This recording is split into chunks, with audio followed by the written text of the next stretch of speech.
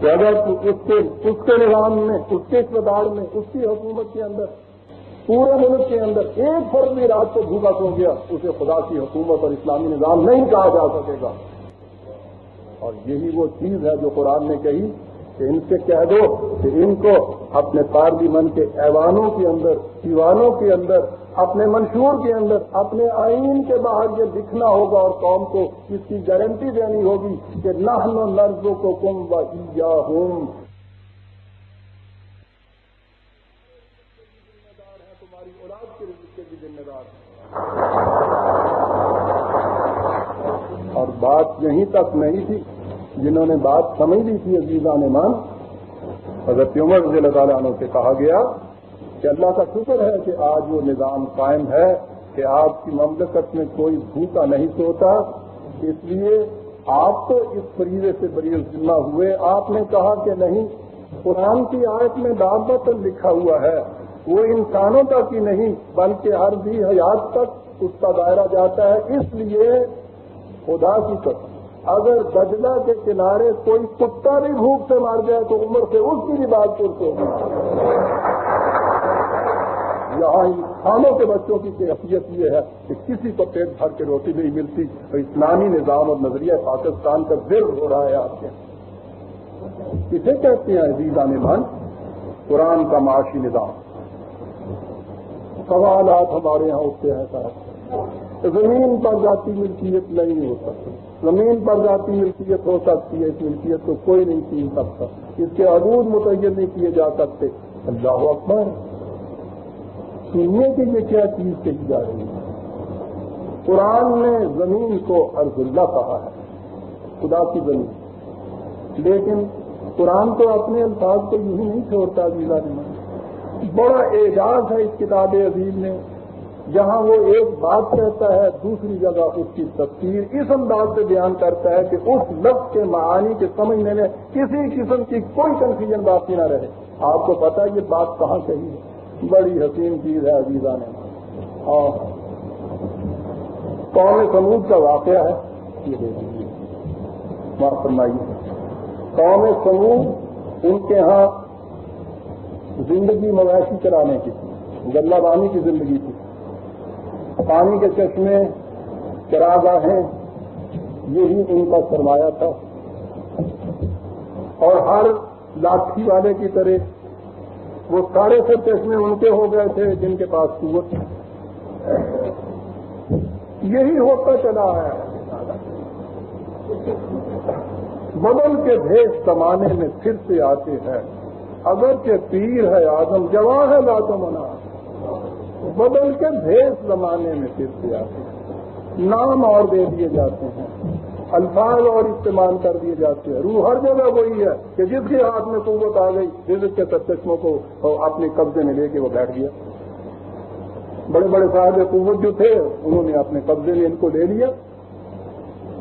نتیجہ اس کا یہ کہ غریبوں کی بھیڑیں بکریاں، نہ ان کو پینے کو پانی، نہ چرنے کے لیے گھاس، ان حالات میں خدا کا ایک انقلابی پیغمبر پیدا ہوا۔ عزیزان ایمان، یہ انبیاء کرام علیہم السلام یہ بات کہنے کے لیے نہیں آتے، یہ بڑے انقلاب عظیم برپا کرنے کے لیے دنیا میں آیا کرتے تھے۔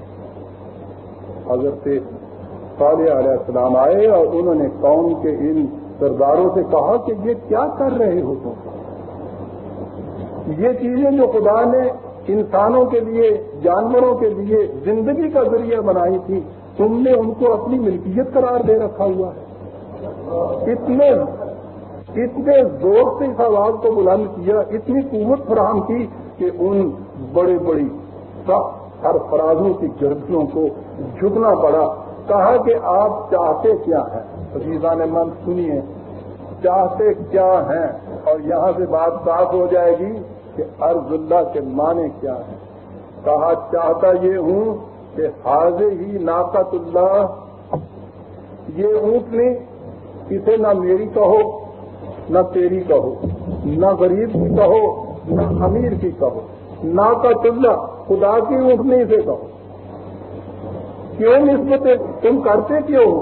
ایک جاندار ہے، میں اس نسبت سے کہ یہ کسی رانی خان کا ہے اس کو ہر حق حاصل ہو جاتا ہے، اسی قسم کا دوسرا ایک جانور ہے، وہ اس لیے کہ وہ بیچارہ کسی غریب کے گھر میں ہے، اس لیے اس کے اوپر ساری بندشیں عائد ہو گئی ہیں۔ تم ان کو کیوں کہتے ہو کہ یہ امیر کی ہے، یہ غریب کی ہے؟ کہو خدا کی ہے۔ ہاں خدا کی اونٹنی، اور آگے پتہ ہے کیا کہا؟ ناقۃ اللہ فذروھا، بندن کھول دو ان کے، جو ایسے باندھ رکھے ہیں کہ یہ یہاں تک جا سکتی ہے اور وہ وہاں تک چلی جائے گی۔ فذروھا، بندن کھول دو تاکہ تاکل فی ارض اللہ، خدا کی اونٹنی کو خدا کی زمین میں چرنے دو۔ وہی چاچے لگتے ہوئے ارض اللہ یہاں کہا ہے عزیزان مان۔ میں پوچھتا ہوں کیا اس کے معانی متعین کرنے میں آپ کو کوئی دقت پیش آئی؟ اور یہاں تو ناقۃ اللہ اور ارض اللہ کہا ہے۔ حضور نبی اکرم صلی اللہ علیہ وسلم نے پھر اپنی اسی ستاروں کی طرح چمکنے والی حدیث سے فرما دیا کہ یاد رکھو زمین خدا کی، انسان اس کے بندے، اللہ کی زمین کو اس کے بندوں کے لیے عام کر دو۔ اور یہ تفسیر سی قرآن کریم کی، اسی کے سوائے للسائلین، یہ ہر ضرورت مند کے لیے یکساں طور پر اس کو کھلا رہنا چاہیے۔ زمین کے اوپر جسے خدا نے تمام انسانوں کے لیے ذریعہ رزق زیست کا سامان بنایا ہے، اسے انسانوں کی، اشخاص کی، گروہوں کی، قوموں کی ملکیت کے اندر دے دینا، انسانوں کے لیے نہ رکھنا، ناقۃ اللہ کو ارض اللہ سے معروف کر دینے کی بات ہے۔ اور یہی ہے وہ حقیقت جسے اقبال نے اپنے ان الفاظ میں بیان کیا۔ عزیزان مان، کیا الفاظ اس کے ہوتے ہیں۔ الارض للہ عنوان ہے اس نظم کا ان کے۔ کہا کہ ذرا سوچ کے بتاؤ کہ پالتا ہے بیج کو مٹی کی تاریکی میں کون؟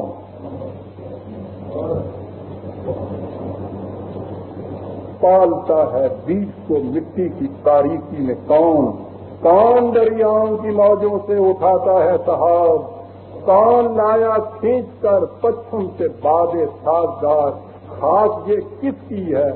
کس کا ہے یہ نور آفتاب؟ کس نے بھر دی موتیوں سے خوشائے گندم کی گیس؟ موسموں کو کس نے سکھلائی یہ خوئے انقلاب؟ بے خدایا یہ زمین تیری نہیں، تیری نہیں، تیرے آبا کی نہیں، تیری نہیں، میری نہیں۔ الارض للہ۔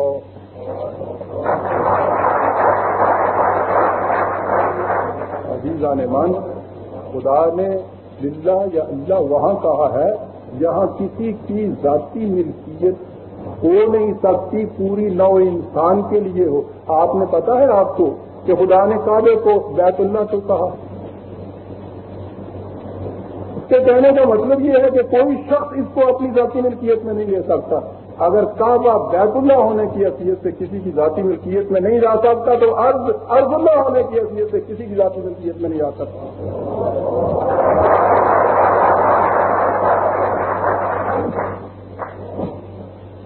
ہمیں نقطۂ توحید آ تو سکتا ہے، تیرے دماغ میں بت خانہ ہو تو کیا کہیں؟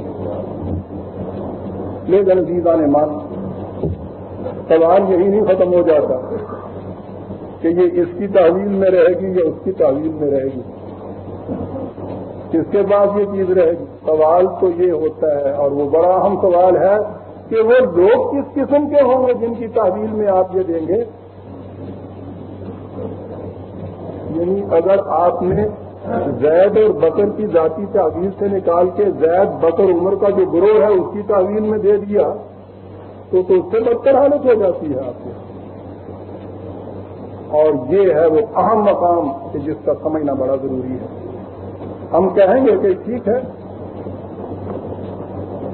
مسلمانوں کے پاس ہوگی، اور مسلمان کے متعلق ہم پہلے بتا چکے ہیں، دو کی ڈیفینیشن نہیں مل رہی۔ آج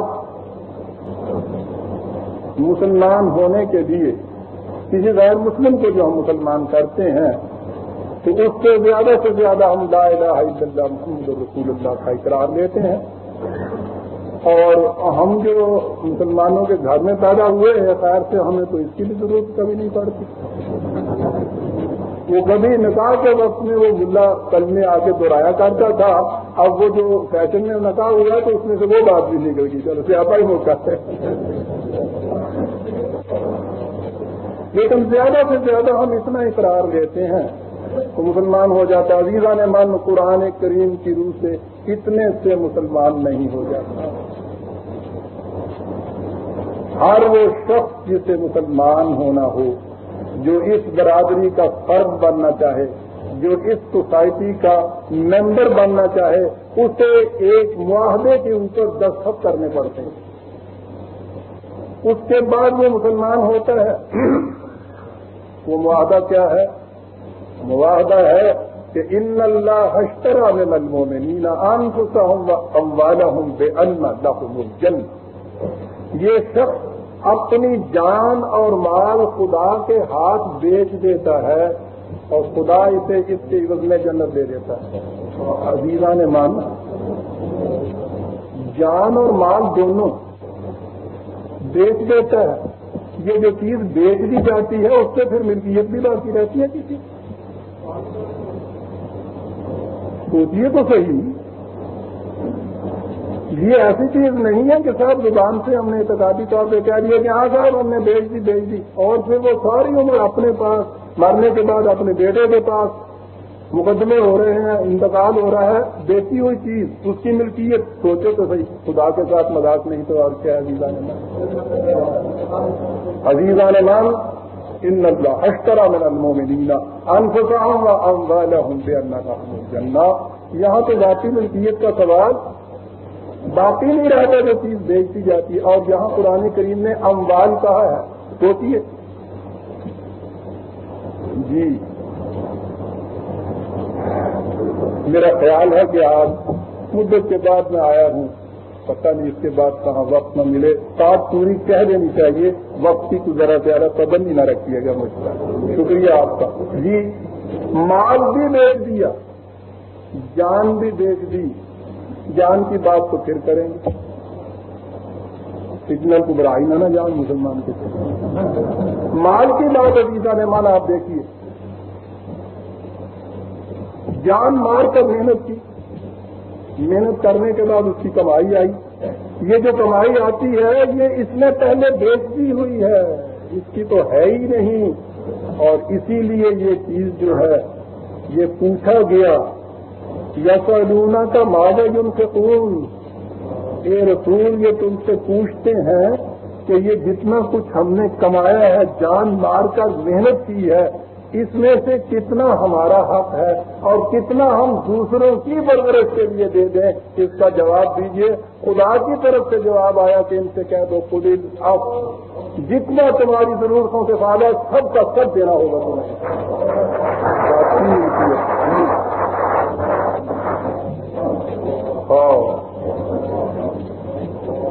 جتنا ضرورتوں سے زائد ہوگا. میں نے ایک دفعہ یہ بات کہی تو وہاں سے سوال آ گیا، وہ چپ پہ لکھا ہوا کہ ٹھیک ہے صاحب، ضرورتوں سے زیادہ ہے نا. ضرورت کا کیا ہے؟ میری ضرورت 4 محل ہے، 4 موٹر کاریں ہیں، اس میں ہوٹل ہے. میری ضرورت ہے صاحب، اس سے کچھ بچے گا تو پھر کچھ دوں گا صاحب. ضرورت کا تعین میں نے کہا ٹھیک ہے بھائی.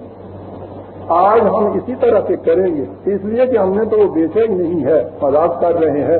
جنہوں نے وہ بیچا ہوا تھا، جن سے یہ کہا گیا تھا قل العفو، انہیں معلوم تھا کہ ضرورت کا تعین کس طرح سے کیا جاتا ہے.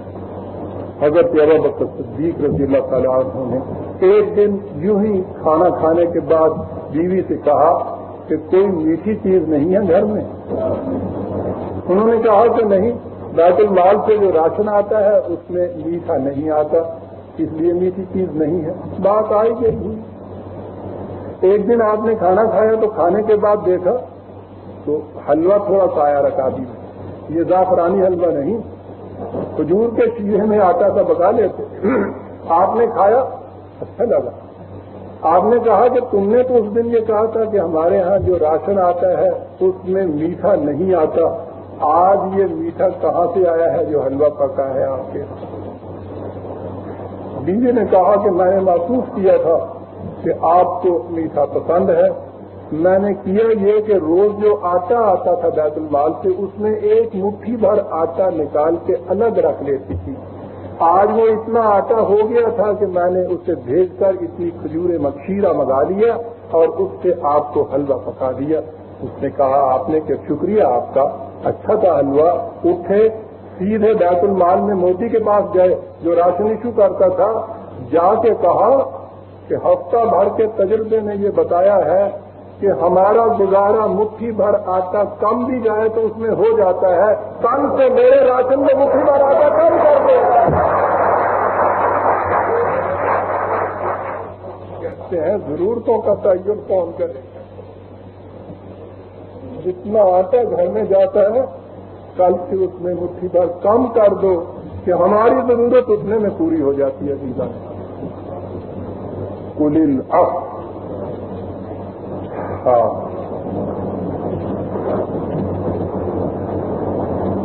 برادران عزیز، یہ تبدیلی کس طرح سے وقت ہے، کیسے یہ چیز ہو گئی؟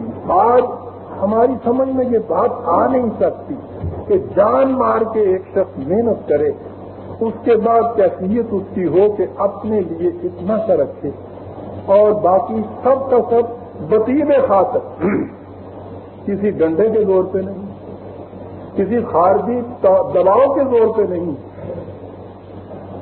کسی گھیراؤ کے زور پہ نہیں، کسی جلاؤ کے زور پہ نہیں، کسی گریلا وار سے ڈر کے نہیں، بطیب خاطر اپنی دل کی رضامندی سے یہ کچھ کرے. اور عزیزان من، انقلاب تو ہوتا ہی وہ ہے جو دل کی رضامندی سے کیا جائے. اس طرح سے تو فساد برپا کیا جا سکتا ہے. انقلاب تو قلب کی تبدیلی سے ہوتا ہے. قلب کی یہ تبدیلی جو ہے یہ کس چیز سے پیدا ہوتی ہے، اور یہیں آ کے فرق نظر آ جاتا ہے قرآن کے بتائے ہوئے نظام میں اور دنیا کے باقی تمام نظام حیات کے اندر. تبدیلی پیدا ہوتی ہے، ایک چیز ہے جسے کہتے ہیں فلسفہ حیات. بات مبہم نہیں ہے، یعنی ہم اپنی زندگی کے متعلق سمجھتے کیا ہیں. ایک زندگی کا فلسفہ یہ ہے کہ انسان کی زندگی یہی طبعی جسم ہے، فزیکل باڈی، حیوانی زندگی، کھایا پیا مر گئے، زندگی ختم ہوئی.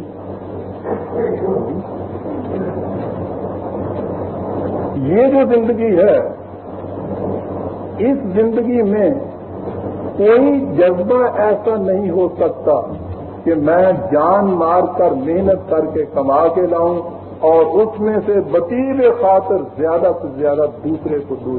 کیوں دے دوں دوسرے کو؟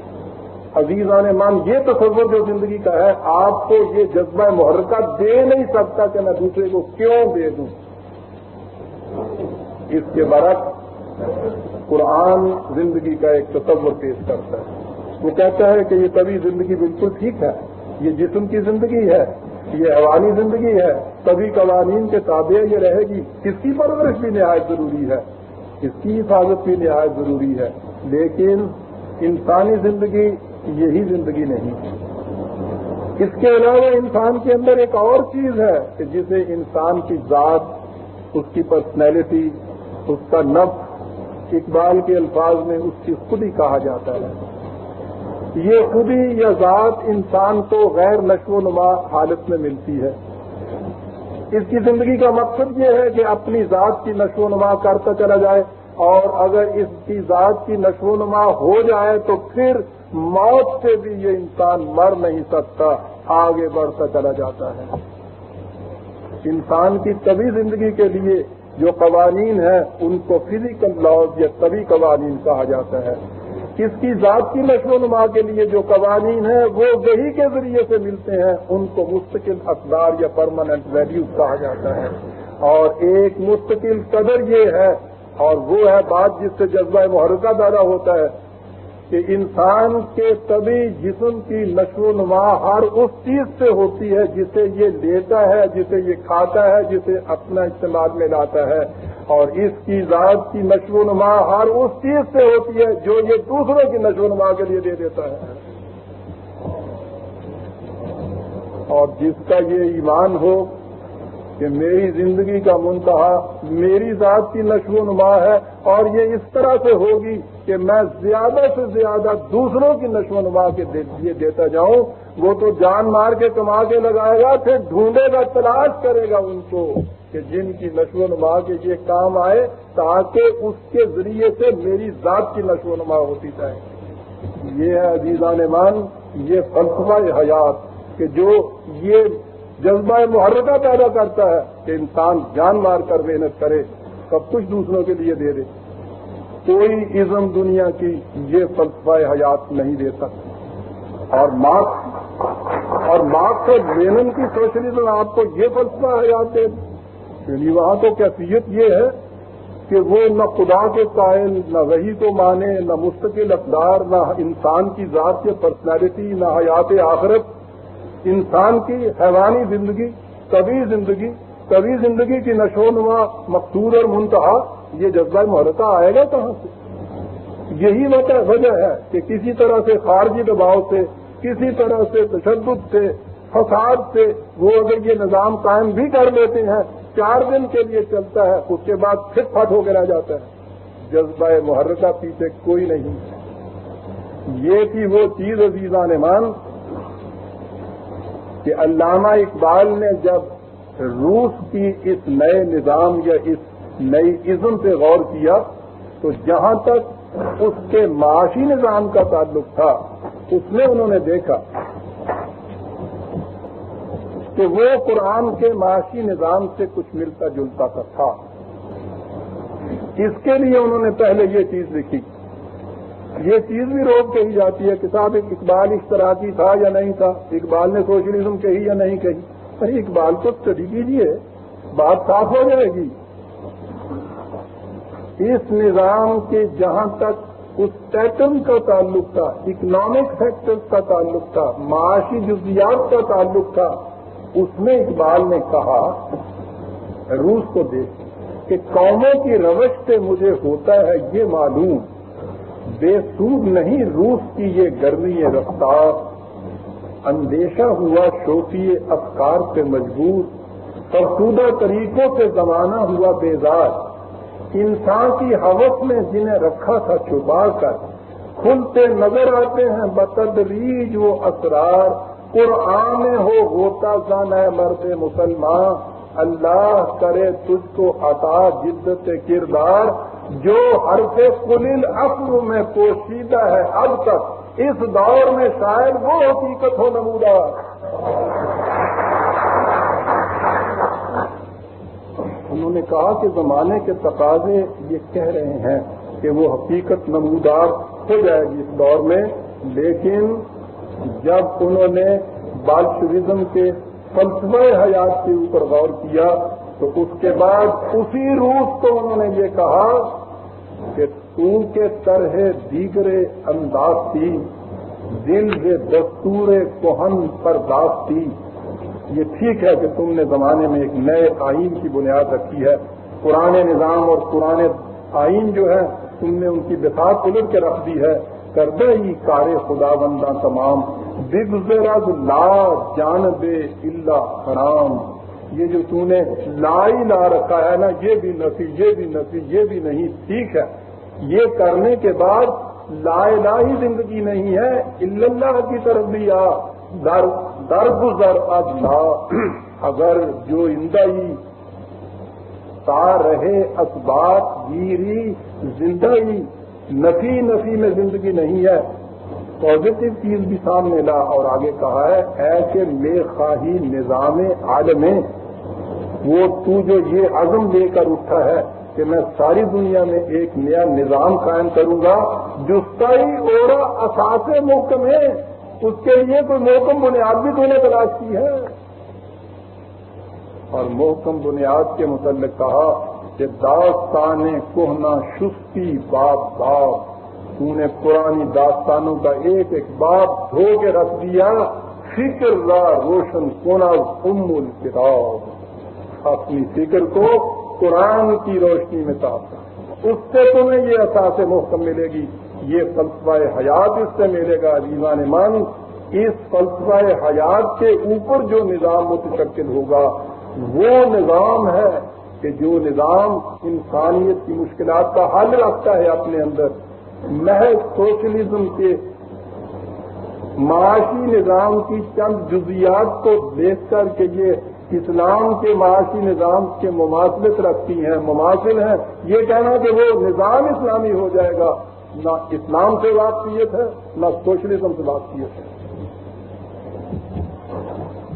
وہ اسلام کے اپنے فلسفہ حیات کے اوپر جب یہ نظام اٹھے گا جس میں ذرائع رزق تو ایک طرف رہا کہ کسی کی ملکیت میں نہیں رہیں گے، اپنی کمائی بھی اپنی ملکیت میں نہیں رہے گی، بنیاد اس کی قرآن کا فلسفہ حیات ہوگا، اسے کہیں گے اسلام کا معاشی نظام، جسے میں نے قانون ربوبیت کہا ہے، رب العالمین کی جہت سے قرآن میں اس کی تفصیلات موجود ہیں عزیزان محترم۔ اور جیسا کہ میں نے عرض کیا ہے، یہ چیز، یہ انقلاب دل کے اندر جو پیدا ہوتا ہے وہ قرآن کے علاوہ کہیں سے پیدا نہیں ہوتا۔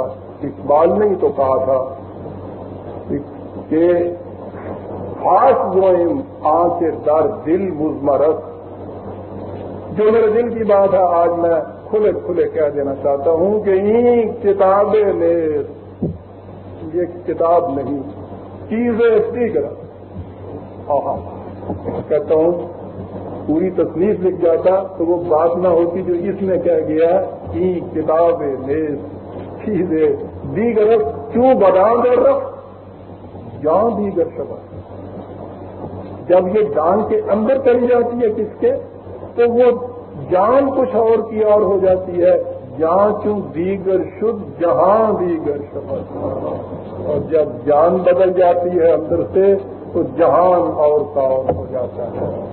میں اب سمجھا کہ دنیا کچھ نہیں، دنیا میرا دل ہے، بدل جانے سے اس کے رنگ ہر ایک چیز کا، نہ کلی ہے وجہ نظر کشی، نہ کمل کے پھول میں تازگی، فقط ایک دل کی شگفتگی سبب نشاط بہار۔ قرآن کریم نے اسی لیے کہا تھا عزیزان من کہ ان اللہ لا یغیر ما بقوم حتی یغیروا ما بانفسہم، کسی قوم کی حالت نہیں، خدا کسی قوم کی حالت کو نہیں بدلتا تا وقت کہ وہ قوم اپنے اندر خود ایک نفسیاتی تبدیلی نہ پیدا کر لے۔ عزیزان من، یہ ہے وہ نفسیاتی تبدیلی جس کا تقاضا نہ ارباب شریعت کی طرف سے ہو رہا ہے، نہ ارکان سیاست کی طرف سے ہو رہا ہے، نہ دیر میں نہ حرم میں خودی کی بیداری۔ اور جب تک یہ چیز نہیں ہوگی برادران عزیز، اس وقت تک آپ کا کوئی مسئلہ حل نہیں ہو سکتا۔ نیشنلائزیشن ہو سکتی ہے یا نہیں ہو سکتی؟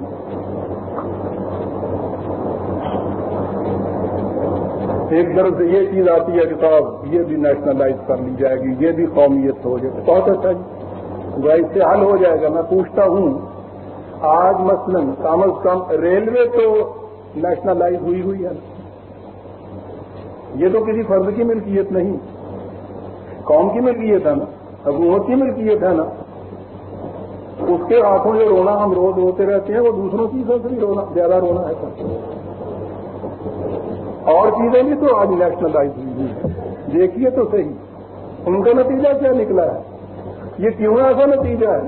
صاحب یہ نیشنلائز کر کے آپ کن کے ہاتھوں میں دے رہے ہیں اس کو؟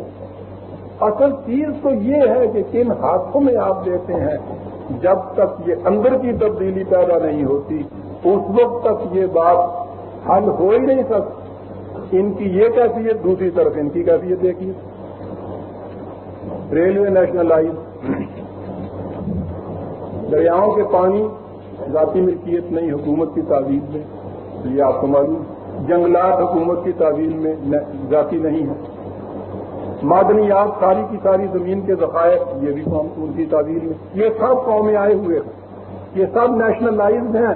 ان کے متعلق کبھی آپ نے آج تک سنا تھا یہ کہا گیا ہو کہ یہ حرام ہے؟ لیکن اس لسٹ میں اگر کسی طرح سے کہتا ہے کہ 2-4 کا اور اضافہ کر دیجیے تو دعائی مچ جاتی ہے اسلام خطرے میں۔ ارے اسی لسٹ میں 2 کا اضافہ کیا گیا، یہ کیا ہے؟ نہ دیر میں نہ حرم میں خودی کی بیداری۔ اصل چیز یہ تھی میرے عزیزان من، جو میں نے کہا ہے کہ نفسیاتی تبدیلی کے بغیر خارج کی تبدیلی کچھ نہیں کر سکتی۔ خرد نے کہہ بھی دیا لا الہ تو کیا حاصل، خرد نے کہہ بھی دیا لا الہ تو کیا حاصل، دل و نگاہ مسلمان نہیں تو کچھ بھی نہیں۔ اور دل و نگاہ کا مسلمان ہونا عزیزان مان، بیٹھے ہوئے عزیزان مان درمیان میں نہیں بولا تھا، کیا آپ کا شکریہ، بعد میں جو آپ سے کہا ہے کہ سوال کیجیے گا۔ اس مقام پر میرے نوجوانوں کا طبقہ آگے بڑھتا ہے اور تلملا اٹھتا ہے۔ میری ہمدردیاں ہمیشہ قوم کے نوجوانوں کے ساتھ کرتی ہیں۔ وہ کہتے ہیں کہ کیا تم بات لے بیٹھے، غریب کا بچہ آج بلک رہا ہے، مزدور کو نہ کھانے کو روٹی ملتی ہے، نہ پہننے کو کپڑا ملتا ہے، نہ مکان ہے اس کے پاس، نہ بچے کی تعلیم کا انتظام، نہ اس کے علاج کے لیے اس کے 4 پیسے، اس کی آج یہ حالت ہے، اور تم کہہ رہے ہو کہ ہاں صاحب وہ نفسیاتی تبدیلی جو ہے اس کا انتظار کرو اور اس کے بعد یہ سب کچھ یہ ہو جائے گا۔ کہتے ہیں کہ آپ کو چاہیے اس عمر اثر ہونے تک، کون جیتا ہے تیری زلف کے ساتھ ہونے تک۔ بلکہ جب میں کہتا ہوں کہ نہیں صاحب ہمیں اس کا بھی انتظار ہے، وہ کہتے ہیں کہ صاحب انتظار ہے، ہم نے مانا کہ تغافل نہ کرو گے، لیکن خوف ہو جائیں گے ہم تم کو قبر ہونے تک۔ مجھے اپنے ان عزیزوں کی بے تابی تمنا کا پورا احساس، اور میں ان کی خدمت میں بخت انکسار یہ عرض کرنے کی جرت کروں گا کہ معاشی مسئلہ آپ کے سامنے تو آج ابھر کر آیا ہے، اور یہ فقیر گزشتہ 30 برس سے اس مسئلے کو دہرائے چلا جا رہا ہے۔ اس کے اوپر اتنی موٹی کتاب میری نظام ربوبیت کی آج سے قریباً 17-18 سال پہلے شائع ہو چکی ہوئی ہے۔ میرے دل کی بیدادیوں کا تو یہ عالم ہے، لیکن عزیزان مان، میں غالب ہی سے جب میں نے پوچھا تو اس نے اسی وزن میں یہ بات بتا دی کہ عاشقی صبر طلب اور تمنا بیتاب، عشق کی صبر طلبی کو سامنے رکھنا چاہیے، بیتابی تمنا بحق، لیکن عشق کی صبر طلبی جو ہے اس کے لیے ضروری ہے کہ دل کا کیا رنگ کروں خون جگر ہونے تک۔ عزیزان من، طبع دق کے مریض کو ڈاکٹر جب یہ کہہ دے کہ بھائی صاحب سال بھر تک یہ ٹیکے لگوانے ہوں گے تو وہ کہتا ہے کیا کہہ رہے ہیں صاحب، یہ سال بھر کے بعد مرض کو علاج ہوگا، وہاں سے اٹھ کے چلا جائے اور توڑ کے شروع کر دے، اس کا نتیجہ آپ کو معلوم ہے۔ ہو سکتا ہے کہ اسپرین کے کھانے سے وہ اس کے درد میں کچھ تخفیف تو ہوتی چلی جائے، لیکن اس کا نتیجہ تو آپ کو معلوم ہے۔ آپ سوچئے دوسری مثال میں، ایک کسان کے پاس ایک من گیہوں رکھا ہے، بیج کے لیے بچے اس کے بھوکے مار رہے ہیں۔ ناصح مشفق آتا ہے، وہ کہتا ہے بچوں کو بلکتے تم دیکھ نہیں سکتے، تمہارا دل نہیں پگھلتا، سینے میں برف کی کاش ہے یا قلب دیے ہوئے ہو، اٹھو، یہ دانے تمہارے پاس ہیں، جا کے پسوا کے لاؤ، روٹی پکاؤ، بچوں کو کھلاؤ۔ بیج کے لیے رکھا ہوا گیہوں اگر وہ پسوا کے لے آئے گا تو ٹھیک ہے، رات کو ہی اس کے گھر میں پراٹھے تو پکیں گے، لیکن عزیزان من، جو دانہ بویا نہیں جائے گا، فصل کاٹتے وقت پھر اس کے گھر میں ایک دانہ نہیں آ سکے گا۔ اس دانے کو تخم ریزی کے ذریعے بونا چاہیے، پھر اس فصل کی نگہداشت کرنی چاہیے، اور پھر یہ جو عرصہ ہے بیج کے بونے اور فصل میں پکنے میں، اس کا انتظار کرنا پڑے گا۔ آپ کی بیتابی تمنا اس میں ذرا سا بھی، اس وقفے میں ذرا سی بھی تخفیف نہیں کرتی۔ میں اور آپ تو کس شمار میں ہیں عزیزان من؟ وہ ذات گرامی صلی اللہ علیہ وسلم جس سے بڑا انقلاب، آسمانی انقلاب لانے والا آسمان کی آنکھ نے نہیں دیکھا۔ 23 سال کی مدت نبوت کی، نبوت بھی آخری، جس کا عرصہ قیامت تک رہنا تھا، ایک ایک سانس نبوت کا صدیوں پر بھاری تھا۔ 23 سال میں سے کم از کم 13 سال کا عرصہ تو مکے کی زندگی کے اندر گزر گیا، پیغام کو دوہراتے ہوئے، کوئی نتیجہ عملاً سامنے نہیں آ رہا۔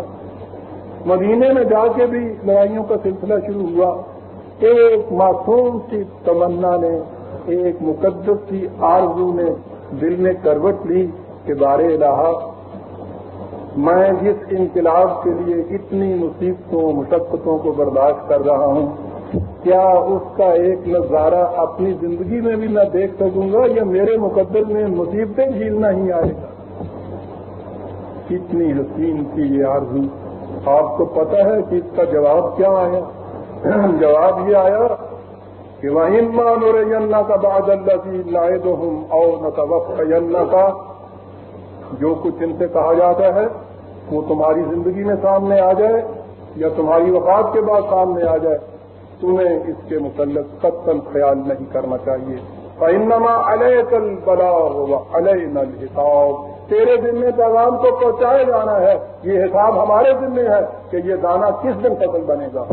تیری خاطر ہم اپنے قانون میں تبدیلی نہیں کر سکتے۔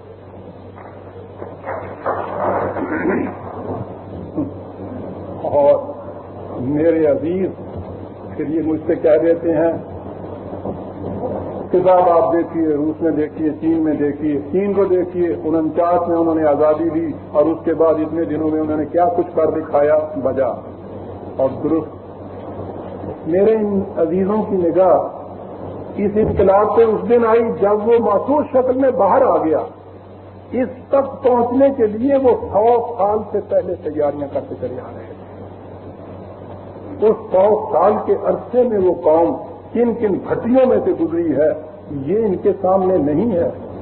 انہوں نے سمجھا کہ انقلاب شباشب ہو گیا ہے پیدا، یہ بات نہیں۔ ان سے کوئی کیا کہے کہ ایک جلنے کے سوا اور کوئی کیا جانے، ایک جلنے کے سوا اور کوئی کیا جانے، حالتیں کتنی گزر جاتی ہیں پروانے پر۔ ان پروانوں کی ان سیاہ حالتوں پہ نگاہیں ہماری نہیں، ہم تو صرف جلنا دیکھتے ہیں۔ عزیزان من، یہ انقلاب جو وہاں بھی آیا ہے اگرچہ وہ محض خارجی ماحول میں آیا ہے، اس انقلاب کے لیے بھی کتنے بڑے پیشنس کی ضرورت تھی، کتنے ثبات و سکون کی ضرورت تھی، کتنے صبر آزما مرحلوں میں سے ان کو گزرنا پڑتا تھا۔ اتفاق سے میرے سامنے اس وقت اسپیکنگ ریویو چائنا سے نکلنے والا پر 20 مارچ 1970 کی یہ شاید، اس میں خود موضع تنگ کا ایک عنوان سے ایکسٹریکٹ ہے، بڑا غور طلب ہے۔ میں اپنے قوم کے نونہالوں سے، طالب علموں سے یہ عرض کروں گا کہ ہماری بات نہیں سنتے، ان کی تو سن لیجیے۔ اس نے کہا یہ ہے، میں اس کے الفاظ پہلے انگریزی میں دوہراؤں۔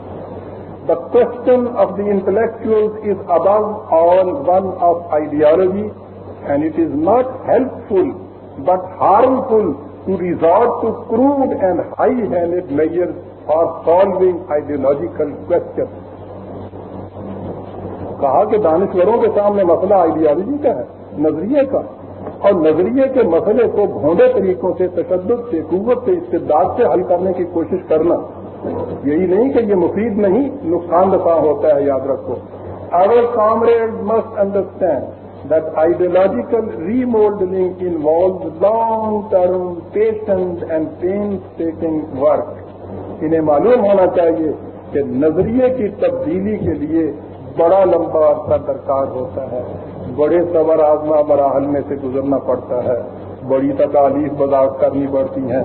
And they must not attempt to change people's ideology, which has been shaped over decades of life, by giving a few lectures or by holding a few meetings. اور انہیں یہ کبھی نہیں کرنا چاہیے کہ اس نظریے کو بدلنا کہ جس کو اس قالب میں آنے کے لیے صدیوں درکار ہوئی تھی اور یوں وہ ان کے دلوں کے اندر جاذبی ہوا تھا، یہ نہیں کرنا چاہیے، سمجھنا چاہیے کہ چند لیکچروں سے، 2-4 جلسوں اور جلوسوں سے اس نظریے کو یہ بدل دیں گے۔ Persuasion not compulsion is the only way to convince them. استبداد اور تشدد نہیں بلکہ ان کی نگاہ کے اندر تبدیلی پیدا کرنا، اس سے نظریے میں تبدیلی پیدا ہوا کرتی ہے۔ یہ وہ کہہ رہے ہیں کہ جنہوں نے محض ماحول میں تبدیلی پیدا کی تھی، اور یہاں تو عزیزان ایمان قرآن آپ کی نفسیات میں تبدیلی پیدا کرنا چاہتا ہے. یہ تبدیلی شبہ شب نہیں ہو سکتی، آپ کو انتظار کرنا پڑے گا. عزیزان ایمان کہا یہ جاتا ہے کہ سب چوروں اور ڈاکوؤں کے مارنا اسلام کی تعلیم ہے، انہیں ضرور قتل کر دینا چاہیے. میں کرتا ہوں کہ اسلام کی تعلیم یہ ضرور ہے، لیکن اسلام کس کو اس کی اجازت دیتا ہے کہ تم ان کو جا کے قتل کر دو اور مارو؟ وہ ہر فرد کو انفرادی طور پہ اس کا لائسنس نہیں دیتا کہ جاؤ اور جس کو تم ظالم سمجھو اس کا سر اڑا دو جا کے. وہ صرف حکومت کو اس کی اجازت دیتا ہے کہ جنہیں تم ظالم اور غاصب سمجھتے ہو ان کے خلاف تم یہ کارروائی کرو. اگر انفرادی طور پہ ہر ایک کو لائسنس دے دیا جائے اس چیز کہ جس کو تم ظالم سمجھتے ہو جا کے اس کا سر اڑا دو، ملک میں انارکی پھیل جاتی ہے.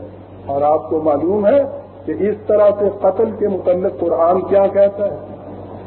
یہ جو انفرادی طور پہ کوئی دوسرے کو قتل کرتا ہے، قرآن کا ارشاد ہے کہ من یقتل مؤمنا متعمدا فجزاؤہ جہنم خالدا فیہا وغضب اللہ علیہ ولعنہ وأعد له عذابا عظیما. جس کسی نے کسی دوسرے مومن کو بالارادہ قتل کر دیا تو اس کی سزا جہنم ہے جس میں وہ ہمیشہ رہے گا. اللہ کا غضب اس کے اوپر ہوگا، اس کی لعنت اس کے اوپر ہوگی، اس کے لیے عذاب عظیم ہم نے تیار کر رکھا ہے. تو عزیزان ایمان یہ چیز حکومت کے کرنے کی ہے کہ اس قسم کا انتظام کرے کہ ظالم اور غاصب جو ہے اس کی جڑیں تک کٹ جائیں. لیکن افراد کے لیے یہ لائسنس نہیں ہے کہ جسے جی چاہے وہ اس طرح سے اٹھ کے ظالم قرار دے کے گھراؤ اور جلاؤ اور اس کا سر قتل کر دو اور اس کا خون بہا دو. قوم میں فساد برپا ہو جائے گا، انارکی پھیل جائے گا. عزیزان ایمان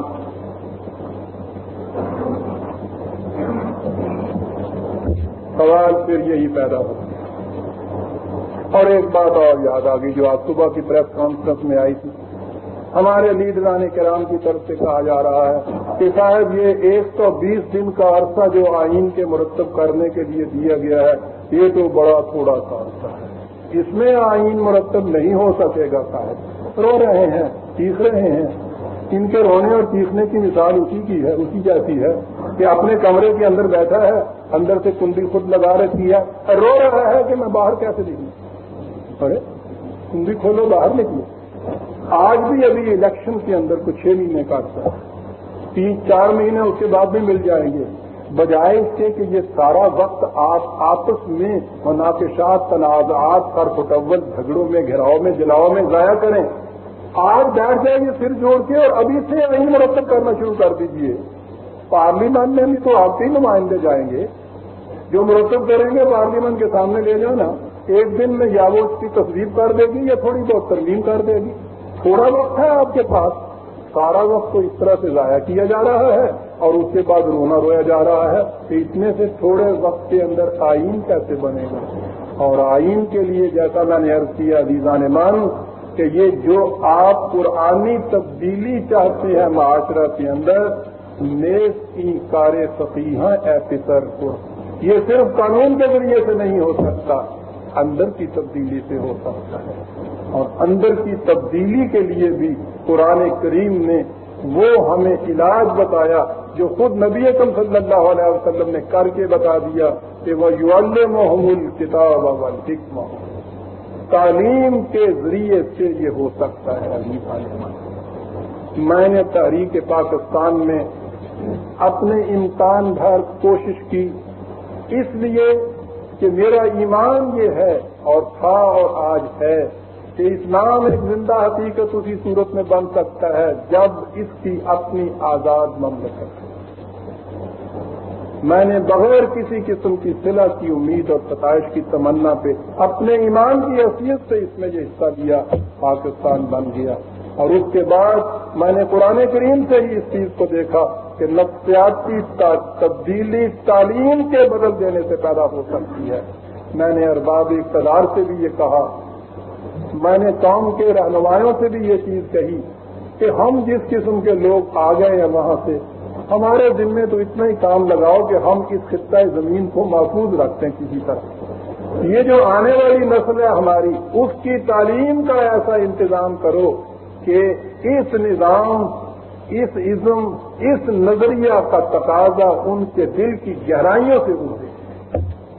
اور یہ چیز تعلیم میں، نصاب تعلیم میں تبدیلی پیدا کرنے سے ہوگا. کسی نے اس کی طرف توجہ نہ دی.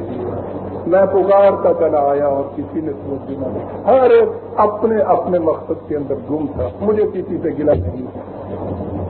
میں نے ہاتھ تھک کے عزیزان مان پھر یہ سوچا کہ اگر یہ چیز کوئی اور نہیں کرتا، زندگی کے آخری دن ہے میرے، میں انفرادی طور پہ کچھ کوشش کر کے دیکھ لیتا ہوں. ایک درسگاہ اس انداز کی قائم ہو جائے کہ جس میں انداز تعلیم وہ ہو جس کے متعلق اقبال نے یہ کہا تھا کہ کھلے ہیں سب کے لیے غربیوں کے مے خانے، علوم تازہ کی سرمستیاں گناہ نہیں، لیکن اسی سرور میں پوشیدہ موت بھی ہے تیری، تیرے بدن میں اگر سوز لا الہ نہیں. میں چاہتا یہ ہوں اس درسگاہ کے اندر تعلیم تو عام وہی دی جائے کہ جو یونیورسٹیوں کی تعلیم ہوتی ہے، تاکہ وہاں کا فارغ التحصیل طالب علم باہر میدان میں آ کے دوسروں سے پیچھے نہ رہے. لیکن یہ نصاب پڑھایا اس طرح سے جائے کہ طالب علموں پہ یہ حقیقت واضح ہو جائے کہ اس میں کون سی چیز قرآن کے خلاف چاہتی ہے، کون سی چیز قرآن کے مطابق چاہتی ہے. ان کی نگاہوں میں ایسی تبدیلی پیدا کر دی جائے کہ وہ زندگی کا کوئی مسئلہ ان کے سامنے آئے، وہ بے ساختہ پکار اٹھیں کہ اس کا حل قرآن نے کیا دیا ہے. عزیزان مان، یہ ہے وہ آخری چیز جو میرے سامنے آئی، اس قسم کی ایک درسگاہ کا قیام. وہ درسگاہ کہ جس کے متعلق میں نے اپنے اس تعارفی نوٹ میں اقبال کا یہ مصرع درج کیا ہے. اس نے کہا ہے کہ دین یہ ہے، الکلید دین درے دنیا کشا، دین کی چابی سے دنیا کا دروازہ کھول دینا. میں چاہتا یہ ہوں کہ اس درسگاہ میں اس قسم کے طالب علم تیار کر دیے جائیں جو دین کی چابی سے دنیا کی ہر مشکل کا تالا کھول دیں. میں آخر میں آپ احباب سے یہ عرض کروں گا، جو کچھ میں نے گزارش کیا ہے یہ تفکر کروں گا، اس پہ سوچیے، غور کیجیے. اگر یہ بات سمجھ میں آنے کی ہے تو ایک کام تو یہ کیجیے کہ جو حضرات آپ کے سامنے یہ اصطلاحات استعمال کریں، اسلامی نظام، نظریہ پاکستان، اسلام کا معاشی نظام، سوشلزم، اسلامک سوشلزم، ان سے یہ پوچھیں ٹھنڈے دل، لڑائی جھگڑے سے نہیں کہ صاحب متعین طور پر فرمائیے کہ اس کے معنی کیا ہے، یہ ہے کیا چیز، اس کے خط و خال کیا، اس کے حدود و نقوش کیا ہے، متعین کر دیجئے. اگر آپ نے یہ پوچھنا شروع کر دیا تو آپ دیکھیں گے وہ بھی سوچنے پہ مجبور ہو جائیں گے. اور اگر انہوں نے متعین طور پر یہ دے دیا تو آپ کو معلوم ہو جائے گا کہ کون کیا کہتا ہے. یہ کچھ تو وہاں کیجئے اور اس کے بعد خود قرآن کریم کے اوپر غور و فکر کیجئے اور پھر دیکھیے کہ وہاں سے آپ کو کیا رہنمائی ملتی ہے.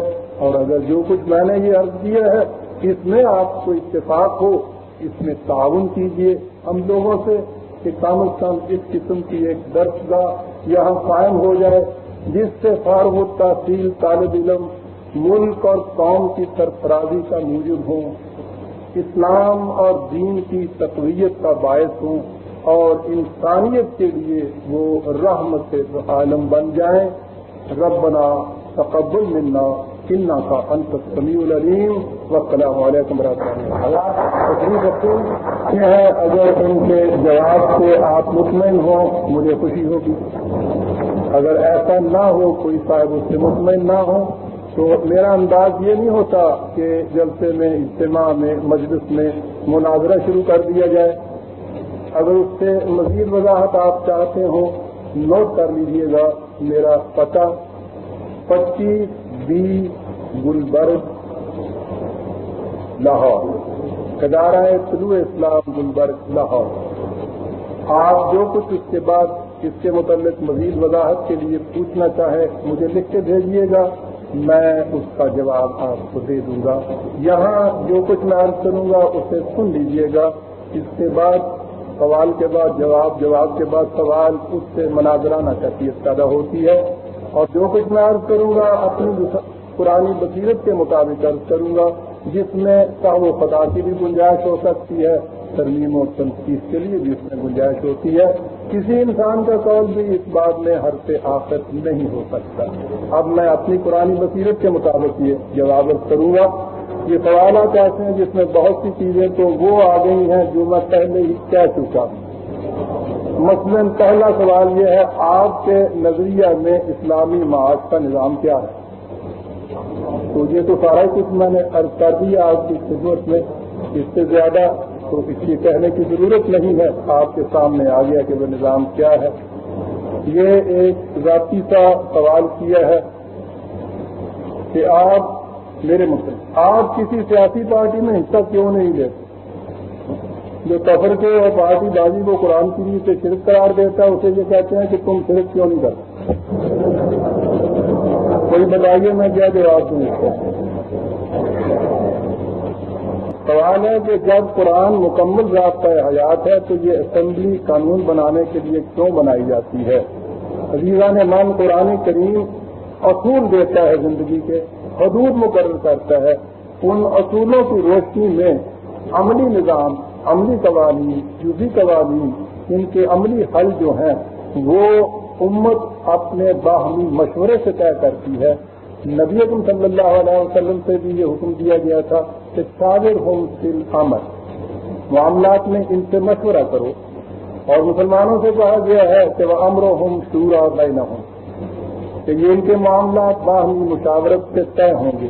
تو جب خود قرآن مشاورت کی تاکید کرتا ہے تو اس کے یہ معنی ہے کہ اس کے دیے ہوئے حدود اور اصولوں کے اندر اپنے زمانے کے تقاضے کے مطابق عملی پروگرام جو آپ نے بنانا ہو وہ ملت باہمی مشاورت سے خود بنائے۔ مجالس قانون ساز کی اس لیے ضرورت ہوتی ہے، وہ ان حدود سے باہر تو نہیں جا سکتی، ان حدود کے اندر رہتے ہوئے آپ کے لیے عملی پروگرام اور قوانین بناتی ہیں۔ آپ اپنی کوشش کے بارے میں ارشاد فرمائیں۔ اب بات میں سمجھا نہیں ہوں، میں نے عرض کیا ہے کہ میں نے اپنے لیے صرف فکر کا میدان رکھا ہے۔ میں قرآن کریم سے جو کچھ سمجھتا ہوں فکری طور پر اس ملک میں دیے چلا جا رہا ہوں۔ اللہ کا شکر ہے کہ وہ فکر جو ہے وہ دلوں میں اتر رہی ہے، فضا میں پھیل رہی ہے، اس سے دلوں کے اندر، ترگ و نگاہ کے اندر تبدیلی اگر واقع ہو جائے گی تو خارج کی تبدیلی پھر اس کے بعد کچھ مشکل مرحلہ نہیں رہے گا۔ یہ ایک چیز مجھے کہیے، آپ بار بار گہراؤ اور جلاؤ کے الفاظ استعمال کر رہے ہیں جبکہ آج کے اخبارات میں اس کی تردید آ گئی ہے، کیا آپ اخلاقی طور پر ان الفاظ کو واپس لیں گے؟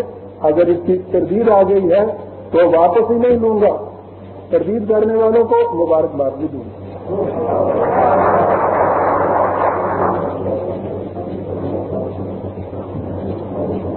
یہ تاریخ کا سوال آ گیا، حضرت عثمان رضی اللہ تعالیٰ عنہ نے اپنا سارا مال کیوں نہ دیا، اپنے پاس کیوں رکھا؟ آپ کے پاس اس کے لیے کوئی سند ہے کہ انہوں نے سارا نہیں دیا تھا؟ یہ کہاں سے پتہ چلا آپ کو؟ جب قرآن نے جب یہ چیز کہہ دی، عزیزان من میں عرض کر رہا ہوں، قرآن ایک طرف یہ چیز کہتا ہے کہ یسألونک ماذا ينفقون قل العفو، آپ سے پوچھتے ہیں کتنا دے دیں، جتنا ضرورت سے ظاہر ہے۔ صحابہ کے بعد رضی اللہ تعالیٰ عنہ کے متعلق قرآن کا ارشاد ہے کہ ان کی زندگیاں قرآن کے مطابق تھیں۔ جب یہ ہم مانتے ہیں، قرآن اس چیز کی دلیل پیش کرتا ہے تو قرآن نے جو حکم دیا ہوگا صحابہ کے بعد نے اس کے اوپر ضرور عمل کیا ہوگا، یہ ہمارا ایمان ہے۔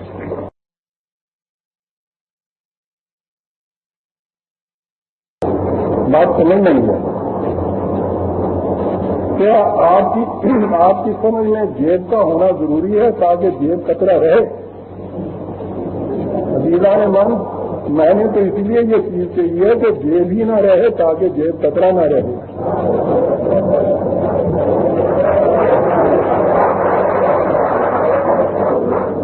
آخر سے جب کسی کے ذہن میں پیدا ہی نہیں رہے گا تو جیب کیا کرے اس میں سے نکالے کیا جیب کی ضرورت ہی نہیں رہتی عزیزان من اس نظام کے اندر یہ جیبیں جو ہیں وہ تو نظام سرمایہ داری میں رہا کرتی. آپ جیب کہتے ہیں دہن کا ذکر کیا وہاں سر ہی غائب ہے غریب آتے وہاں کسی کے پاس بھی کچھ نہیں رہتا سب اللہ کا ہو جاتا ہے.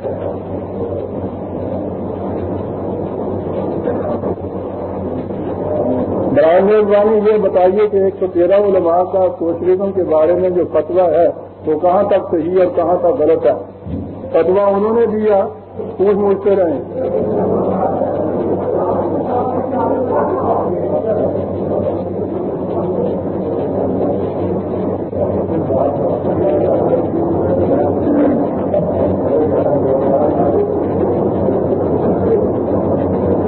ہمارے کہ ہمارے 72 فرقے ہوں گے پھر میں کیا کروں عزیزان من اگر وہ یہ کہتے ہیں. میں نے تو قرآن کریم کی آیات آپ کے سامنے رکھتی فرقہ بندی کے متعلق. اب یہ کہ فلاں یہ کہتا ہے کہ 72 فرقے ہمارے ہوں گے تو میرا اس میں کیا تصویر ہے؟ پارلیمانی و جمہوریت میں سرمایہ دار اور جگیردار اکثریت میں منتخب ہوتے ہیں. ایسے نظام حکومت کے متعلق آپ کا کیا خیال ہے نظریہ پاکستان سے خاص تعلق کے ساتھ؟ عزیزان من اسلامی نظام یا قرآن کریم کو معیار قائم کر لیا جائے تو اس میں سرمایہ دار رہتا ہی نہیں ہے جاگیردار ہوتا ہی نہیں ہے. اس لیے اس وقت تو ان کے نمائندوں کے جانے کا سوال ہی پیدا نہیں ہوتا. بحالات موجودہ یہ واقعی ٹھیک ہے کہ جمہوری نظام میں وہی جاتے ہیں.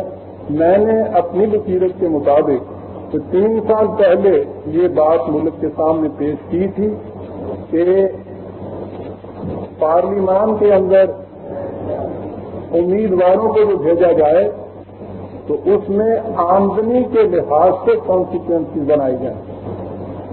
100 روپے کی آمدنی والا گروپ اس میں سے 100 روپے کی آمدنی والا ہی ممبر منتخب ہو سکے. 1000 والا ہو ہی نہ سکے. 500 والا اس میں 500 والا ہی ہو سکے. 1,00,000 روپے کی آمدنی والے گروپ اسی میں سے ایک ہو سکے. 1 کروڑ روپے والا اسی میں سے ایک ہو سکے. اب وہ 1 کروڑ روپے والا جو اسی میں سے ایک ہوگا تو اول اس نے ووٹ خریدنا ہوگا تو اپنا 1 کروڑ روپے ان کے حوالے کرے گا اور پھر ان کی سیٹیں کتنی ہوں گی؟ اگر 22 ہی آپ کہتے ہیں یہاں ہیں تو وہ لے لینا 22 میں سے کتنی لے جائیں گے وہ. اور یہ جو آپ کے یہاں غریبوں کا طبقہ ہے کم از کم آمدنی جس کی آپ دیتے ہیں زیادہ سے زیادہ ان کی ووٹ وہاں چلی جائیں گی.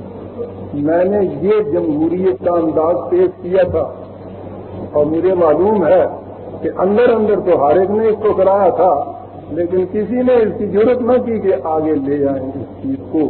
جو اس کو لاتے ہیں اس کو میں سمجھتا ہوں کہ آج وہ اس کی خدمت کریں گے بشرطے کے 2 ایوان بنا لیے جائے.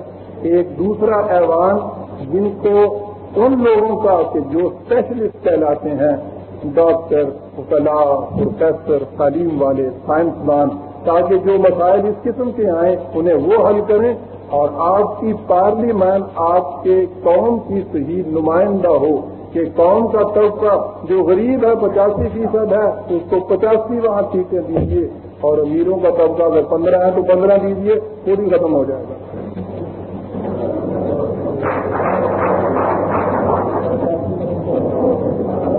بات یہی جو میں نے پہلے عرض کر دی لینن کے نظریہ اشتراکیت اور الارض زندہ کے قرآنی فیصلے میں کوئی تفاوت ہے؟ میں نے عرض کیا تھا جو عزیزان مان بنیادی فرق ہے اس کے اندر. بات صرف یہی نہیں ہے کہ زمین چھین لو اور اس کو دو. بنیاد تو صرف یہ ہے کہ وہ انسان کس قسم کے ہیں ان کا نظریہ زندگی کیا ہے ان کا فلسفہ حیات کیا ہے کہ جن کے سپورٹ آپ یہ چیزیں کرتے ہیں. اگر اسلام میں ذاتی ملکیت کا تصور نہیں تو قرآن میں وراثت کے قوانین کیوں ہیں؟ عزیزان مان یہ ہمارے آج کے لیے ہیں جب آپ نے ابھی کل الافو کا نظام قائم نہیں کیا ہوا. جب وہ قائم ہو جائے گا تو اس کے بعد نہ رہے گا بانس نہ بجے گی بانسری. اور اس کی دلیل یہ ہے، آپ کو معلوم ہے کہ حضور نبی اکرم صلی اللہ علیہ وسلم نے اپنی وراثت میں کچھ نہیں چھوڑا تھا. سنت رسول اللہ کا بھی تقاضا یہ ہو جائے گا کہ مسلمان اپنی وراثت میں کچھ نہ چھوڑے. اس وقت ان قوانین کی ضرورت باقی نہیں رہتی جس طرح سے کہ پانی آ جانے کے بعد تیمم باقی نہیں رہتا. کیا خارجی حالات اور اندرونی تبدیلی کا آپس میں کوئی تعلق ہے؟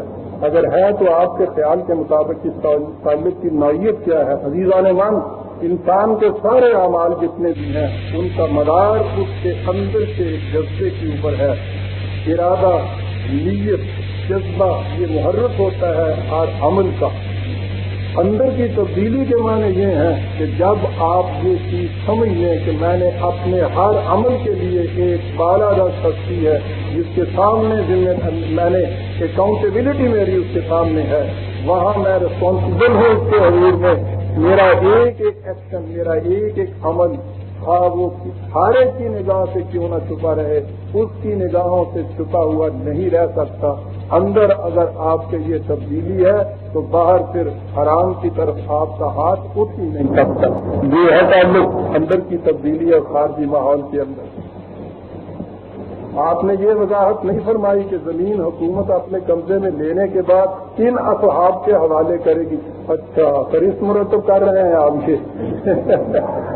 عزیزان من، میں نے آپ سے عرض کیا تھا ایک آپ کا نظام ہوگا موجودہ دور میں. اس وقت منزل اپنے سامنے وہ رکھیے جو قرآن نے رکھی، نصب العین وہ رکھی. آنے والی جنریشن اور نسل کی صحیح تعلیم کا انتظام کیجیے، اور پھر موجودہ جہاں تک جو کچھ ہم ہیں ہمارے مطابق اس منزل تک پہنچنے کے لیے بتدریج قدم اٹھائیے، آہستہ آہستہ قدم اٹھائیے. ہر قدم اس منزل کی طرف تو جائے. شبہ شب اگر آپ نے یہ انقلاب لانا چاہا فساد برپا ہو جائے گا. عزیزان من، نائل پور کی سڑکوں کا اگر سب کا نام راتوں رات بدل دیا جائے تو صبح جو ٹریفک کا حال ہوگا آپ کو پتا ہے نا کیا ہوگا. آہستہ بتدریج اس چیز کو لائیے گا تو یہ صحیح معنوں میں آئے گا.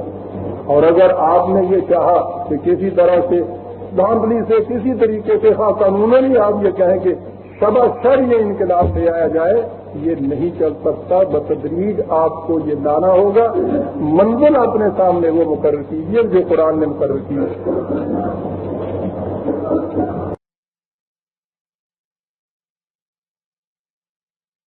یہ وہی چیز آ گئی وراثت کے متعلق انہوں نے لکھا ہے، وہ میں ابھی آپ کے سامنے عرض کر چکا ہوں کہ اس چیز کو ذہن میں رکھیے گا کہ قرآن کریم کے وہ احکام بھی ہیں موجود اس وقت تک کے لیے ہیں جب تک معاشرہ میں وہ حالات رہیں. اس نے چور کی سزا لکھی ہے.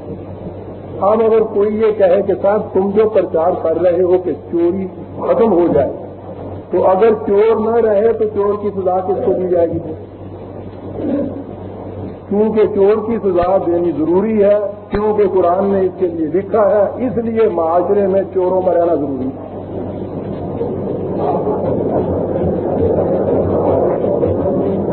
آپ کہتے ہیں قرآن میں یہ لکھا ہوا ہے کہ محتاج اور سائل جو ہے اس کی مدد کیا کرو، اس لیے یہ فقیروں کا رہنا ضروری ہے. اگر تم نے یہ گداگری ختم کر دی، احتیاط ختم کر دی، فقیر ختم کر دیے، تو پھر یہ ہم فقیروں کے متعلق جو قرآن نے لکھا ہے کہ دیا کرو، پھر اس حکم کی تعمیل ہم کیسے کریں گے؟ اس لیے مستقل طور پر ایک طبقہ آپ کے یہاں ہمیشہ رہنا چاہیے. سوچیے تو صحیح صاحب. عزیزان مان، یہ قرآن بتدریج آپ کو لے جاتا، وہ آج سے شروع کرتا ہے. جس ماحول میں آج ہیں یہاں سے آپ کو آہستہ آہستہ اس منزل تک لے جاتا ہے. یہ نہ کہیے کہ اگر یہ گداگر ختم ہو گئے ہم خیرات کس کو دیں گے، نیازاں مان کے کنوں سٹیں گے، تو کھائی نہ رہا کوئی تو روٹی کنوں کھلاواں گے. میرے عزیز، یہ چیزیں جو ہیں یہ انہی کے لیے ہیں جن سے یہ کہا جاتا ہے کہ سارے کا سارا پہلے تو ان غریبوں کی محنت کو نچوڑ کے اپنے پاس لے آؤ، اور پھر اس کے بعد باسی روٹی کا ایک ٹکڑا ان کی جھولی میں دے دو، خدا تمہیں جنت دے دے گا. پرہیز ہے عزیزان.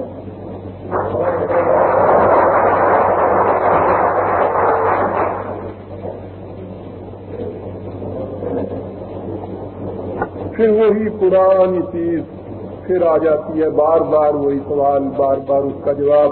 کئی لوگ آپ کو احادیث کا منکر خیال کرتے ہیں۔ میرے بھائی، میں نے آپ کے سامنے آج اتنی حدیثیں بیان کی، لوگ کیا خیال کر کے چھوڑ دیجیے، آپ تو نہیں نا ایسا خیال کرتے ہیں۔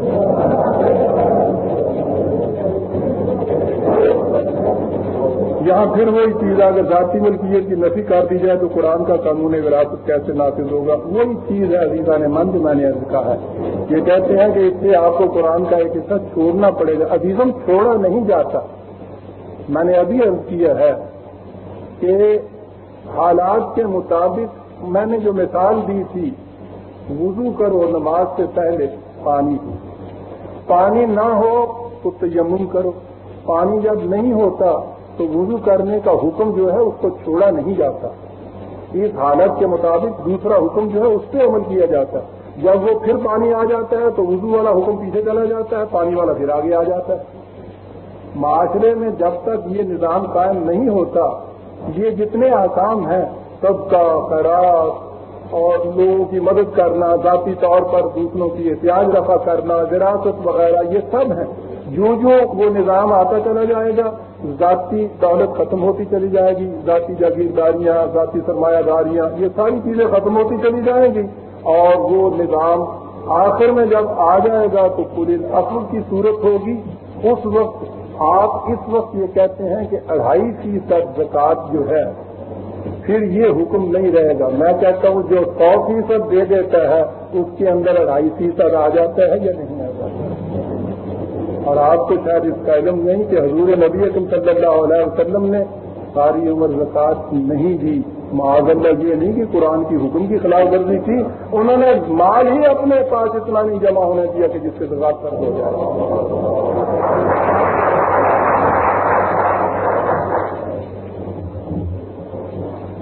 آپ پر، آپ کے خیالات و تاریخ پر جو اعتراضات کیے جاتے ہیں ان کی بنیاد کیا ہے؟ بنیاد یہی سرمایہ داری ہے۔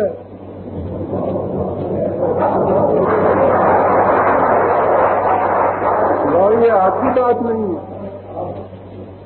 ہر قارون، ہر فرعون، ہر حامان اس سے بگڑے گا کہ جو ان چیزوں کو ان کے ہاتھوں سے چھین کر خدا کے بندوں کو خدا کی غلامی میں دینے کے لیے اٹھے گا۔ یہی اس وقت ہوا، یہ یاد ہو رہا ہے۔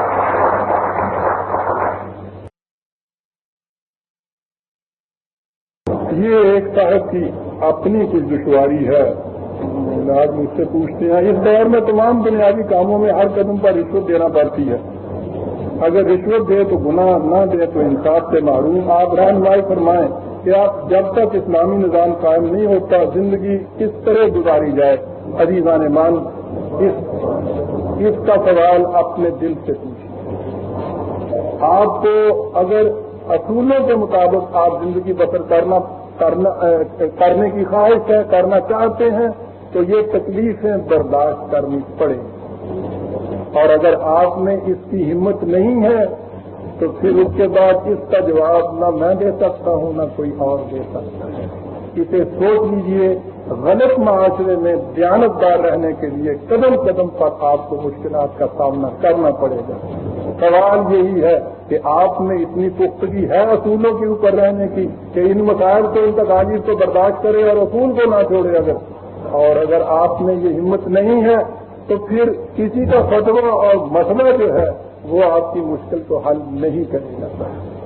یہ تو انسان کے اپنی قوت کے اوپر ہے کہ وہ کہاں تک چل سکتا ہے۔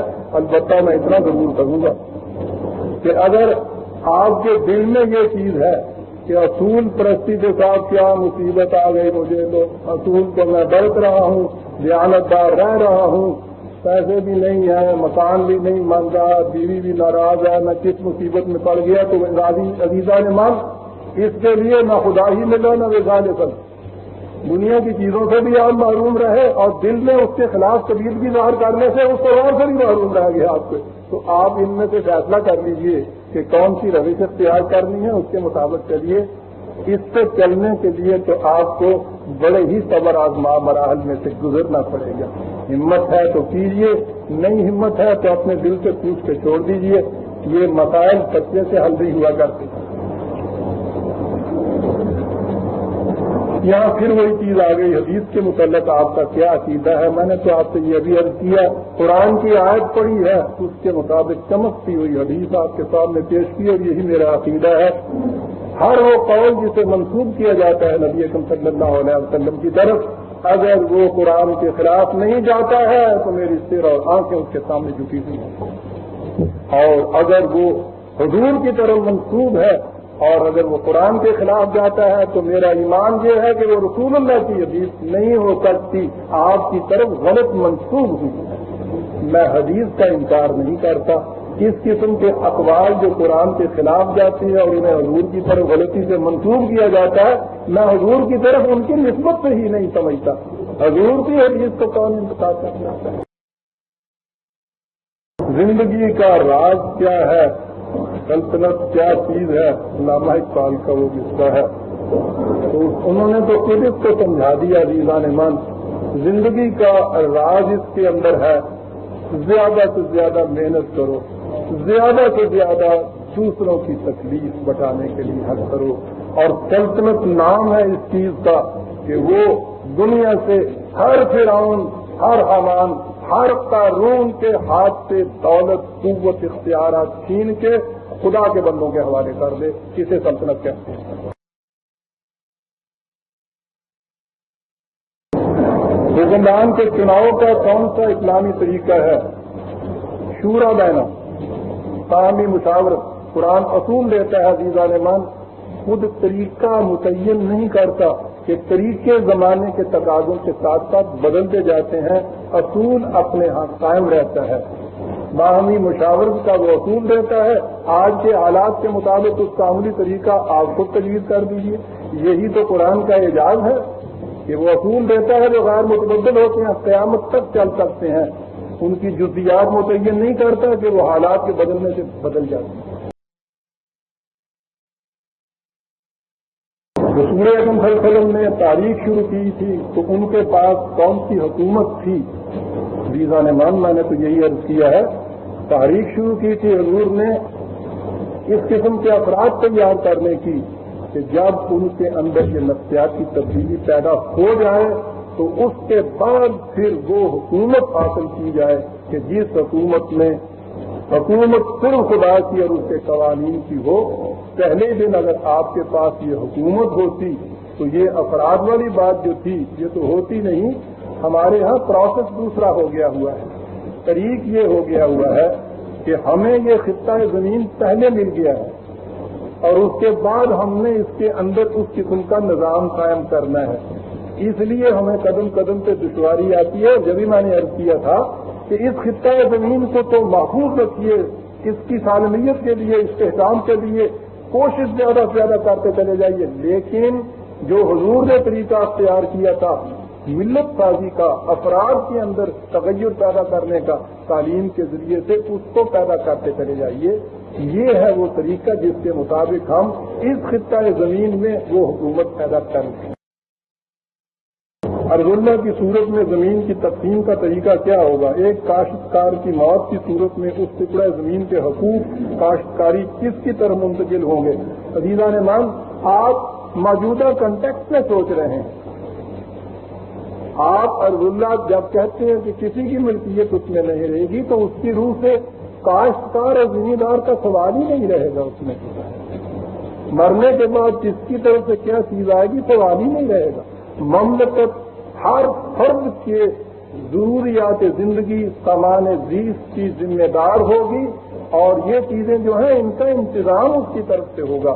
یہ آج کے نظام میں ہے کہ کاشتکار کا ٹکڑا کہاں جاتا ہے، اس نظام میں یہ سوال ہی پیدا نہیں ہوگا۔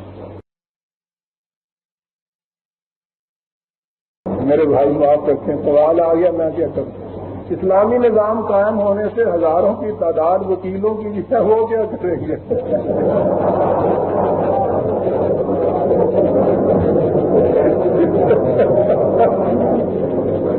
ہاں، بڑا ہم سوال ہے، اور میں پھر یہ آپ سے عرض کروں گا کہ ان وکیلوں کے گروہ کو علا حال ہی رکھنے کے لیے ضرور مقدمے بازی کرتے چلے جلدی کرتا ہے، کیونکہ اگر آپ نے یہ نہ کیا وکیل کیسے جان کے ساتھ ہے؟ اس کی ظالمان یہ ساری چیزیں جو ہے باطل نظام کی پیدا کرنا ہے۔ صحیح نظام کے اندر یہ لوگ کہ جن میں اتنی بڑی صلاحیت ہے اور وہ صلاحیت اس طرح ضائع نہیں ہو رہی، غلط چیزوں کے اندر صرف ہو رہی ہے، وہ صلاحیت نو انسانی کی منفعت کے لیے صرف کی جائے گی، باہمی لڑانے کے لیے صرف نہیں کی جائے گی۔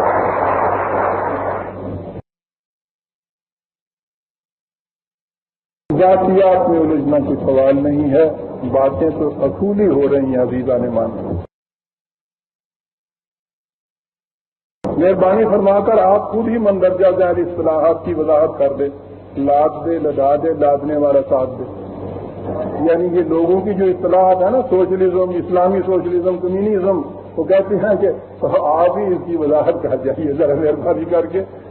عزیزان مان جن کی اصطلاحیں ہیں ان سے اس کی وضاحت طلب کیجیے۔ میں نے جو اصطلاحیں اپنے ہاں استعمال کی ہیں، نظام ربوبیت، میں نے اس کی وضاحت آپ کو کر دی، قرآن کی حاکمیت میں نے اس کی وضاحت کر دی، ان کی وضاحت تو آپ ان سے پوچھیے جو یہ اصطلاح استعمال کر رہے ہیں۔ آپ درسگاہ کہاں قائم کرنا چاہتے ہیں، چندہ کس پتے پر ارسال کریں؟ درسگاہ کے لیے میں لاہور میں ہوں، اس لیے وہیں ارادہ ہے کہ اسے میں قائم کروں۔ اس کے لیے چندہ وغیرہ کے متعلق آپ کا یہاں شہر میں جو بزم ہے، عارف صاحب آپ جانتے ہیں انہیں، یہ ان کے نمائندے ہیں، ان کے پاس سارا انتظام موجود ہے، آپ انہیں کنٹیکٹ کر لیجیے گا۔ براہ راست کنٹیکٹ کرنا ہو، یاد رکھیے میں عرض کر دوں، اس درسگاہ کا تعلق ادارہ طلوع اسلام سے نہیں ہے، ایک الگ اس کے لیے سوسائٹی متشکل ہوئی ہے، قرآنک ایجوکیشن سوسائٹی، وہ رجسٹرڈ ہے، اس میں جو عطیہ دیا جاتا ہے وہ انکم ٹیکس سے بھی مستثنیٰ ہے، وہ ایک الگ سوسائٹی ہے، قرآنک ایجوکیشن سوسائٹی، پتہ 25 بی گلبرگ کا ہی ہے، اس کا وہی دفتر ہے، وہاں سے براہ راست اگر چاہتے ہیں تو وہاں کنٹیکٹ کیجیے، مقامی طور پر ان حضرات سے کیجیے۔ پاکستان کی موجودہ سیاسی جماعتوں میں سے کون سی جماعت اسلامی نظریے کے مطابق حق پر ہے؟ آخر ہم ووٹ کس جماعت کو دیں؟ آپ کس جماعت کو ووٹ دیں گے؟ عزیزان من، جو شخص جماعت سازی، پارٹی بازی ہی کو قرآن کی بھی اسے شرک قرار دے، اس سے آپ یہ سوال کیا کرتے ہیں؟ پھر وہی بات عزیزان من، کچھ سال قبل جماعت اسلامی کے نزدیک نظریہ اسلام کے مطابق زمین کی کوئی حد نہیں، ملکیت کی کوئی حد نہیں تھی، اب انہوں نے 2.5 ایکڑ بتائی ہے، انہوں نے بتائی ہے، سماتے ہیں آپ کی کیا رائے ہے؟ کہ انہوں نے پہلے کہا تھا کہ صاحب حد کوئی نہیں مقرر کی جا سکتی، اب انہوں نے یہ حد خود ہی مقرر کر دی ہے، تو اس کے متعلق آپ میری رائے اس کے متعلق کیا پوچھتے ہیں؟ آپ کو میں نے عرض کر دیا ہے آپ کی خدمت میں، زمین کی جو حیثیت ہوگی اسلامی نظام کے مطابق۔ اب یہ کہ انہوں نے کسی وقت میں کہا تھا کہ زمین کے اوپر کسی قسم کی حد بندی جو ہے اسلام کے خلاف ہے، انہوں نے یہ بھی کہا تھا کہ قومیانہ نیشنلائز کرنا ان چیزوں کو، یہ ابلیسی نظام ہے۔ اب اگر وہ اس کے خلاف کہتے ہیں تو اس کے متعلق ان سے پوچھیے عزیزان من، آپ مجھ سے یہ کیوں پوچھتے؟ میں نے تو ایسا نہیں کیا، اللہ کا احسان ہے کہ میں نے جو بات سن 38 میں کہی تھی وہی آج 70 میں بھی کہتا چلا آ رہا ہے۔ میرے ہاں اگر آپ کو کوئی تضاد ملے تو مجھ سے پوچھیے، ان کی بات ان سے پوچھیے گا۔ میں نے یہ باقی سوال دیکھے ہیں، اس میں یا تو کچھ فرقہ بندیوں کے متعلق ہے یا ذاتی طور پہ ہے، اصولی چیزیں جو تھیں عزیزان من یہ آ گئی ہیں۔ میں آپ حضرات سے اجازت چاہتا ہوں، آپ حضرات کا شکریہ کہ آپ نے بڑی سنجیدگی سے میری باتیں سنی۔